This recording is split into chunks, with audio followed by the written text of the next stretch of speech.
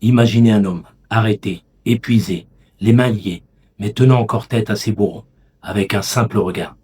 Un homme qui, même au bord de la mort, ne baisse pas les yeux. Cet homme s'appelait Larbi Ben Mahdi.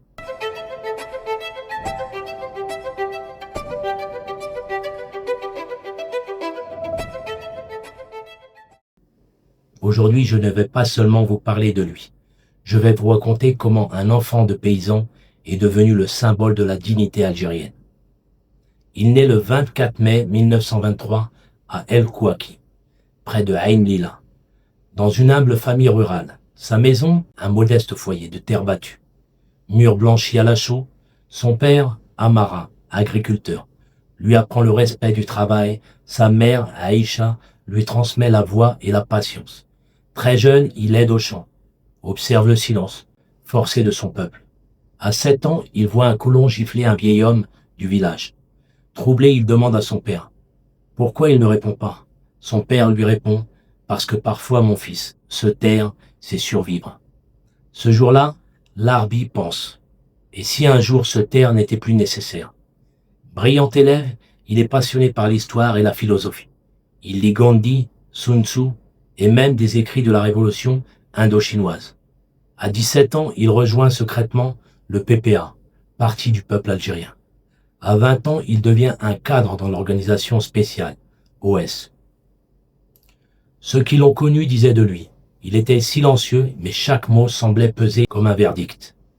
En 1954, il fait partie du comité des 6 fondateurs de la Révolution. Il ne voulait pas simplement combattre, il voulait libérer sans renier les valeurs humaines. Lors d'une réunion clandestine, face à ceux qui prônent la brutalité totale, il réplique « On ne libère pas un peuple en se comportant comme son oppresseur. Celui qui ne respecte pas la vie ne mérite pas la liberté. » Il devient responsable de la zone 5 à Alger et planifie la bataille d'Alger avec une précision chirurgicale. Pendant la préparation d'une opération, un lieutenant lui demande « Mais comment vaincre une armée entière sans les moyens ?»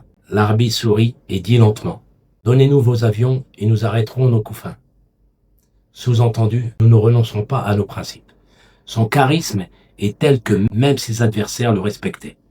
On raconte qu'un officier français aurait murmuré « Si ce type avait été dans nos rangs, il serait devenu général. » Le 23 février 1957, il est arrêté à Alger.